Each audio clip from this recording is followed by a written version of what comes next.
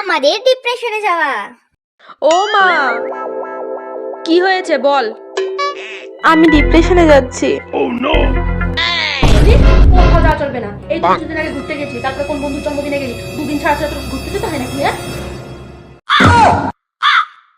আর শোন, এই দুদিন পর ঘুরতে যাওয়ার জন্য না তোকে আমি টাকা দিতে পারবো না, ঠিক আছে? মা, আমি ডিপ্রেশনে চলে যাচ্ছি, ডিপ্রেশনে। কোনো ডিপ্রেশন কোথাও যাওয়া চলবে না। চুপচাপ ঘরে কম্বল মুড়ি দিয়ে শুয়ে থাকো, ঠিক আছে?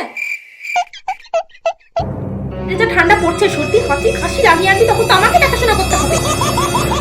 কোথাও যাওয়া চলবে না, যা আগে ঘরে গিয়ে পড়তে বস। হাতে যখন একটাই ফাঁকা সময়, তাহলে জানা একটু বইয়ের পাতাগুলো খুলে পড়বে না? তা তো করবি না, শুধু এখানে যাবো ওখানে যাবো, এই টাকা দাও সেই টাকা দাও, এইসব করতে থাকবি। মা, আমার কথাটা তো শোনো। আমি আর কিছু শুনতে চাই না, এখন কোথাও যাওয়া চলবে না। ঠান্ডাটা কমুক, তারপরে যেখানে খুশি যাস। এই আমার শেষ কথা, আমি বলে দিলাম। মা, কিন্তু ঝাঁটাটা তুই আজকে ঝাঁটা পিটা করে তোকে ঘর থেকে বের করে দিলাম, তারপর দেখবি কোথায় যাও। ডিপ্রেশনে ঘুরতে যাবি?